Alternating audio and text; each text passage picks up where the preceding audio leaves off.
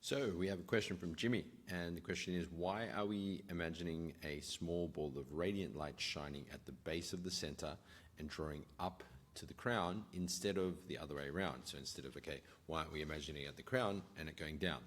So firstly, my master discovered, so I moved to Hong Kong, and I went there with the intention to master mind power, mind force, and understand what my master was able to do. How was he able to overpower people without effort?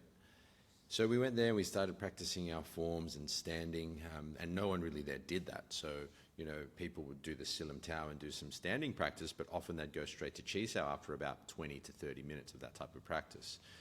We got there, me and my other training partners, and we just would stand there and do form and state training and stance training like the whole time for like 6 hours straight, and even more at other sessions or outside of his place. Now, since we were so interested in developing mind power and interested in, okay, how do we develop this, he was really also alongside of that trying to figure out what was going on in his system. And he noticed there was a rising of energy through his center as he was, turning on the state, or turning on is probably not the best word, as he was, activating, using, leveling up the state. So he noticed there was a rising of energy. So in observing that rise of energy, he started to teach us that rise of energy from the tail, from the base, all the way up to the crown. Now, so in observation of what was happening within his system, my master noticed there was a rise of energy. So he began to teach us and train us on how to rise this energy through our center. And by being able to do so, being able to have a clear path of rising energy through the center, we were able to then further release physical tensions in the system and control the movements via intent in a powerful way. So it was via discovery. So the reason I teach it that way and my teacher taught it that way was firstly because he discovered it. Now, I actually, let's go further into this because it's an interesting topic. I observed further with it that some people, some people were able to do it, some people weren't, but further, some people were getting a bit imbalanced psychologically and others weren't, and I wasn't really sure why. So I started to research the rising of energy, the rising of, some call it kundalini, some call it rising chi, some call it, lifting chi through the center. There's a few different terminologies, but the point is it's a rising of energy through the center. Now, in researching it, I found that there are actual dangers to rising the wrong type of energy through the center. And to put it very simply, any type of forceful negative energy being risen through the centers, through the center and through the centers. So the center is the earth to crown, we call that the center. And the centers is like the chakra system, the energetic system, physical, emotional, mental, so on and so forth. Now, if you're rising anger, fear, doubt, worry, blame, complaint, shame, guilt up through your centers, this is obviously not putting a good quality of energy or frequency through your center. So, that became a real... At the time, as I was studying it, I noticed imbalances in myself, but also in others. So I stopped rising. I just started working on sensing and purifying. So sensing the center, bringing a pure intention in to get a good, clean sense of energy in the center. And funnily enough, I started to get a sense of rising autonomously outside of having to lift, having to rise it consciously. Meaning, another way to think about it is that my master actually never tried to rise energy. He noticed it was happening as a consequence of the state he was in. Meaning he had a great level of consciousness already. In my opinion, he was like around the level of reason and joy, like a very, very intelligent, wise, and loving, peaceful energy. Now, because of his level of consciousness and his intent to not use force and to apply the principles Ip Man gave him, soft draw up from Tai Gong. So there is a drawing up from Tai Gong, but that's a physical. That's not an energetic lift through the whole center. Sense the whole space, so always feel the whole body. Focus everything forward. Use no force. You'll discover the Nim Tao, the mind power, and then he practiced day and night. Also the confidence that was instilled in him by my master. If you're watching this and you're interested in all of these different principles, then check out the Mind Power course in the community. Now, coming back to it. So he didn't consciously work on rising. It was thumbs up. It was a natural consequence of him practicing the Silnim Tao in and under the conditions that Ip Man gave him. And then the rising happened as a consequence of. So he didn't actually work on rising, so to speak, but once he knew it was there, he started teaching us that method to help us to get that connection, to help us to activate the Nim Tao, as he called it. Now, so let's rewind a little. So, why do we visualize this ball of light coming from the tail up to the crown?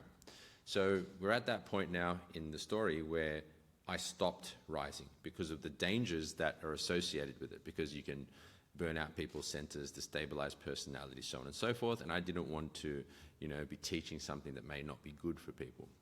Now, I found further a safe way to do it. So I asked my teachers in Cyprus about it, and they kind of, gave me those tips on, okay, you don't want to be poisoning your centers. And I found information and content on that as well, on people burning out their energetic centers and having to be healed and destabilizing their personality, so on and so forth. So, yeah, I stayed away from it for a while. And I'd work purely on purification and just observation of the center and allowing any rising or movement of energy to happen by itself. Now, further, I then found a safe way to do it via the spiritual intention. So the spiritual intention is alignment with one's highest level of self. God, Christ, unconditional love, peace. For the atheist, I've had some atheists and scientists, not all scientists are atheists, but you know what I mean, that would think of their highest self or the universe or the quantum field. You can think about the Tao or Buddha, whatever. Highest level of intent. So via focusing on your highest intention, you get the mind into a good vibrational direction. So you start to elevate your quality of consciousness. Now, we always start with that, and then we form that ball of light. That ball of light is then infused with that intent, so the direction of consciousness is expanding, meaning it's upward.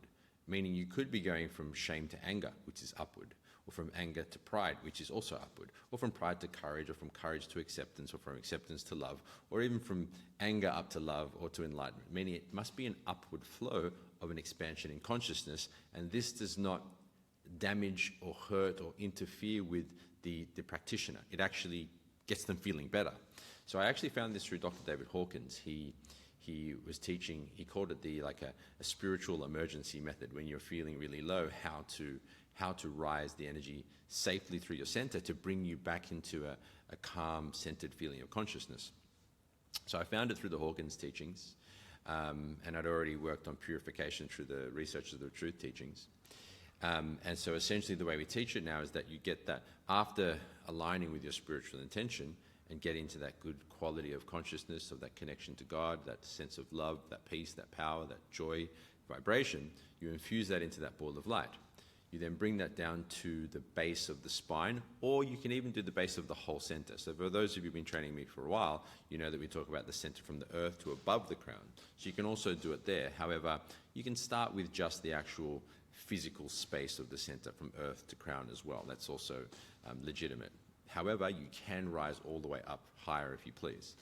Now, as you have this kind of spirit-infused ball of radiant light placed at the base, you then softly draw up at the base. You softly draw up and breathe in to rise it up through the center. Now, what happens, what you start to notice is that you start to become aware of that pathway, meaning you start to be able to sense it. Most people can't sense inside their body. Most people don't pay attention to the actual sensation of the body, but also the sense, because sensation is physical, sense is spatial, right? So most people don't have a sense for their body. They can be quite off with the fairies, so to speak. So you start to get a sense for inside your body. Further, your spine starts to get a sense of openness. The vertebrae start to have a sense of tallness and openness, clearing the pathway physically and energetically. Now that elevated energy in that small ball of light placed there via your intention, as it comes up through the center, it's influencing your physical, emotional, and mental self with that vibrational quality, which leads to what we call the infusion of the spirit. So my master, in some of his articles and also in discussions, would talk about infusion of spirit into the center or infusion of spirit into the body. And it was quite vague and hard to understand. However, it's quite simple when you realize it's just getting your mind, your intention, also known as your intention body, into alignment with your spirit, the higher level of consciousness, and upward directional quality.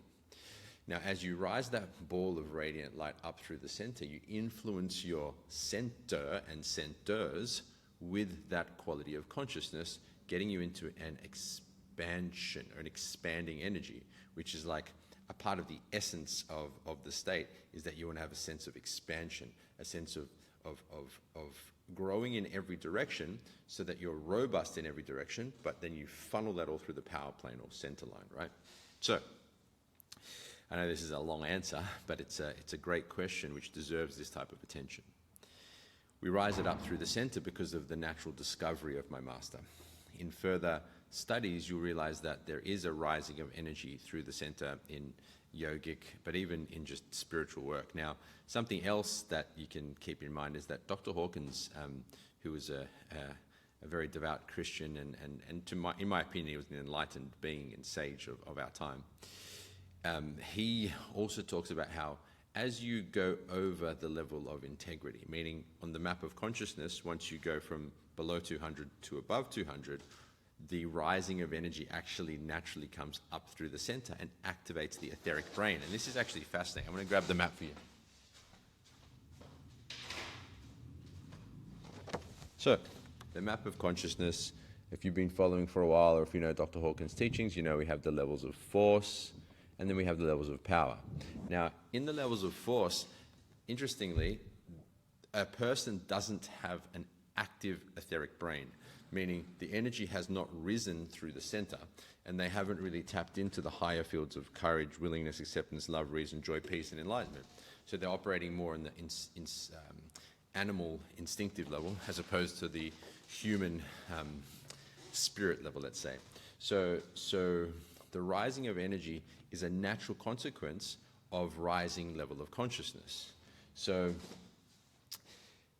that's another example of the rising of energy through the center. So it seems to be a natural flow upward. Now, to come to the second part of your question.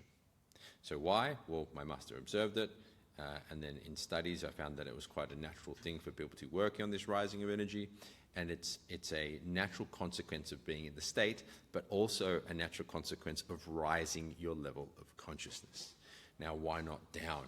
Well, we do work with down, but not so much precisely in the center. There is a sinkingness that we have that goes through our whole system, which is a releasingness. It's a letting go, because in Wing Chun, in Kung Fu, but also in life, you want to be free of tension. In order to activate internal power, we must remove the tension from our system. So we do have a downwardness, just not so precisely in the center. Because, I mean, think about it. If we're constantly thinking down through our center, we're going to compress our spine, whereas the sense of rising is like an opening.